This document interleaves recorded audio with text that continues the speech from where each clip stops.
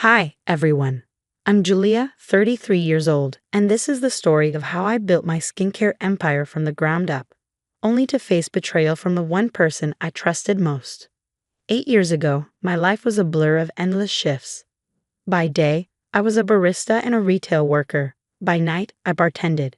Every spare dollar went into creating my first skincare product in my tiny apartment kitchen. "Girl, you're going to burn yourself out," Sarah would say during our stolen coffee breaks. She was my rock, my best friend since college. Now she's the CEO of my company. "Just wait, Sarah," I tell her. "This formula is different. People are tired of fake promises and harsh chemicals." I was right. My natural skincare line exploded after a major beauty influencer raved about it. Suddenly, I went from juggling jobs to running a business that was skyrocketing. Around that time, I met Mike at a business convention. "Your passion for clean beauty is infectious," he said on our first date. "You're not like other entrepreneurs." I fell hard. Fancy dinners, surprise weekend getaways. Mike seemed like everything I didn't know I needed. My brother James, who's also my lawyer, wasn't so convinced. "As your brother and legal advisor, something feels off about him," James warned. "You say that about everyone I date." I laughed it off, too caught up in the whirlwind romance to see the cracks forming. Within a year, Mike and I were married. His mother, Linda, made no secret of her disapproval, throwing snide comments my way at every family gathering. Then there was Tom, Mike's brother, always around and always asking for help. "Come on, Julia, we're family now. I just need a small loan to tide me over," he'd say every week. "You're enabling his gambling," I told Mike. "He's family. We take care of family," he'd reply. When I found out I was pregnant, everything felt perfect for a while. My company hit the $1 million mark, and we were expanding into luxury skincare. Mike celebrated with me, but something had changed in his eyes. "Baby, we need to secure our future," he started saying. "Maybe I should have my name added to some of the business documents." Sarah noticed it too. "Julia, he's been asking a lot of weird questions about supplier contracts," she said. "He's just interested in the business," I insisted, rubbing my growing belly. Then, one night, I overheard him on the phone. "Mom, don't worry. Once the baby comes, we'll have more leverage. Julia's hormonal now, but she'll see reason. This company is going to be our family's legacy." I froze. My world, which had seemed so perfect, suddenly felt like a house of cards. The cracks were turning into full-blown fractures. Looking back, I should have seen the signs. But when you're in love, you wear rose-colored glasses, and all the red flags just look like flags. "You're never home anymore, Julia.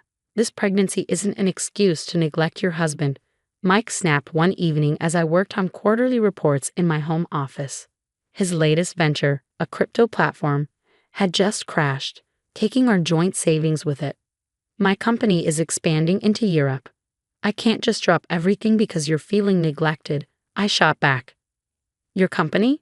His tone had turned icy. "I thought we were partners in this marriage." Linda didn't help.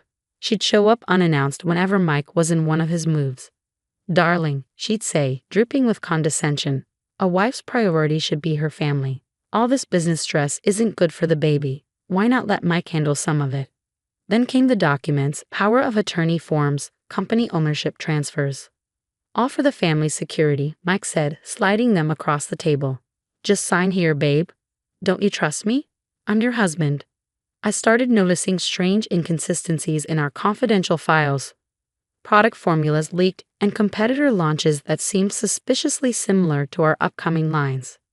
"Sarah," I called, my voice tight, "run a system check. Someone's been accessing private folders." "Already on it," she replied. Minutes later, she returned, her face pale. "You won't like what I found. The login credentials, they're from Mike's computer." The confrontation happened in our kitchen. I was 7 months pregnant, holding undeniable proof of his betrayal. "You're stealing from me, sharing trade secrets," I demanded. "Don't be so dramatic," he shot back. "I'm protecting our interests. You're the one being selfish, thinking only about yourself." "Get out of my face, Mike." "Or what?" he sneered, stepping closer. "You'll call your precious brother James. He can't protect you forever." He grabbed my arm hard. When I pulled away, he shoved me against the counter. I stumbled, barely catching myself. "Oh my God, Julia, Sarah's voice rang out from the doorway, her phone discreetly recording. "Stay out of this," Mike snarled, storming out. Later that night, Sarah shared what she discovered. "He's drowning in debt, Julia. Gambling, failed investments, loans from sharks. He and Tom both. They've been bleeding money for months. The bank statements confirmed it. Hundreds of thousands of dollars gone. My successful husband was a fraud, desperate enough to hurt his pregnant wife. I wanted to tell you earlier," Sarah whispered, "but he threatened to leak company secrets if I warned you." My phone buzzed. Linda was calling again. I let it ring, staring at the bruise forming on my arm. The baby kicked, sensing my distress. "I've been such a fool," I murmured. "No," Sarah said, gripping my hand. "You've been manipulated by experts, but now we have proof." My hand rested on my belly, anger replacing fear. This wasn't just about me anymore. "Remember the exit strategy we created when we started the company?" I asked. Sarah nodded, realization dawning in her eyes. "It's time," I said, my voice firm. "No one threatens my baby's future. Not my husband, not his mother. No one." The mask had slipped, revealing the monster beneath. But he'd forgotten one thing. I didn't build an empire by being weak. 3:00 a.m. Sarah and I moved quickly through the house while Mike was on a business trip with Jessica from marketing, a betrayal I hadn't wanted to see before. "These were in his office safe," Sarah said, handing me a folder. Inside were legal documents, a drafted lawsuit claiming half my company scheduled to be filed after my due date. There were also emails between Mike and Jean from R&D planning how to convince me to sign over shares. My phone buzzed. It was Tom. For once, I answered. "Julia," he began, his voice heavy with guilt. "I can't live with this anymore. Mike, he's done this before. 3 other women, successful business owners. He dates them, marries them, and then uses lawsuits and blackmail to take everything." "Why tell me now?" I asked coldly. "Because you're pregnant," he admitted, "and because he's getting violent, just like with the others." Linda's voice echoed in my mind from last week's investor meeting. Such a shame about Julia's mental health struggles during pregnancy. Perhaps the company needs steadier leadership. By the afternoon, I was in my new penthouse apartment. Security cameras were installed in every room, along with panic buttons and a direct police line. James brought in a team of lawyers, cataloging every email, text, and recorded conversation. Statements from Mike's previous victims poured in. They'd been waiting for someone to finally expose him. "Other women business owners are ready to help," Sarah told me. "We've got your back, Julia. No one messes with one of our own." 2 weeks later, my water broke early. "Don't call Mike," I gasped between contractions. Only Sarah and James stayed with me through 18 hours of labor. My daughter, Emma, came into the world screaming, her tiny lungs filled with fight. "She's a fighter, just like her mom," Sarah said, smiling through tears. The harassment began almost immediately. "Where's my wife? You can't keep my child from me," Mike slurred in a voicemail. "You ungrateful, after everything our son did for you," Linda hissed in her daily messages.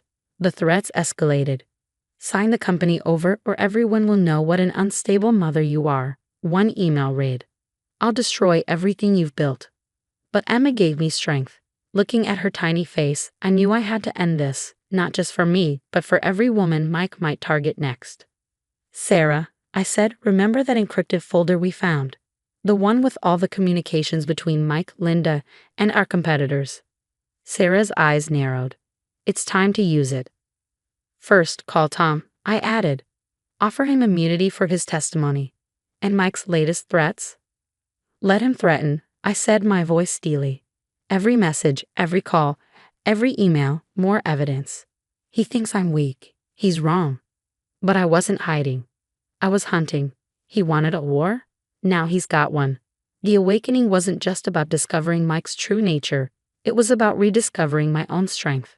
Sarah was already in action, leaking the security footage of Mike's violence to the potential investors of his competing skincare line. "Your seed funding's gone, Mike. No one wants to back an abuser," I told him over the phone. "You're destroying everything I worked for," he shouted, his voice cracking. "No," I said firmly. "You did that yourself." James filed a restraining order, armed with mountains of evidence. The judge didn't hesitate. "This is one of the strongest domestic violence cases I've seen in years," they declared. Then came the bombshell in court. Tom spilled every detail of their long-running scam. Mike and Mom targeted wealthy women, he confessed. I played the pathetic brother, while they planted employees, stole trade secrets, and filed lawsuits. Julia was supposed to be the biggest scorer yet. The fallout was swift. Linda's country club membership was revoked the same day her involvement went public. One by one, Mike's past victims came forward. The DA's office uncovered an investment fraud scheme spanning years. 7 counts of fraud, Mr. Harrison, the prosecutor announced. You're looking at 15 years minimum. As the dust settled, my phone wouldn't stop buzzing with support messages. Sales doubled, then tripled. 3 years later, I'm sitting in our London office, opening the doors to our 10th international store. Emma is in my office, playing with her blocks, a little warrior, growing stronger every day. Julia, Sarah says casually, poking her head in. People magazine wants to feature you in their Women of the Year issue. I smile, the weight of my journey reflected in that single moment. Occasionally, Mike writes from prison, begging for forgiveness. The letters go straight to the shredder. Linda lost everything, her reputation, her social standing. Last I heard, she was living alone in a small apartment, consumed by shame. As for Tom, he's working 2 minimum wage jobs to pay off his gambling debts. At least he's honest about it now. I stand at my office window overlooking the city skyline. They tried to break me, steal my company, ruin my life. Instead, they made me unstoppable. Success really is the best revenge. Ready for the call, Sarah? I ask, turning back to my desk. Always, she replies with a grin. Let's show them what a single mom with a dream can do. What would you do if you discovered your spouse wasn't just emotionally and physically abusive, but had a history of systematically targeting successful women in a calculated scheme? Would you prioritize personal safety and quietly escape, or would you fight back to expose them and protect future victims? Share your thoughts in the comments below. If this story resonated with you, hit that like button and subscribe for more real-life experiences that remind us. Strength often comes from our darkest moments. Together, we can help others recognize the signs before it's too late.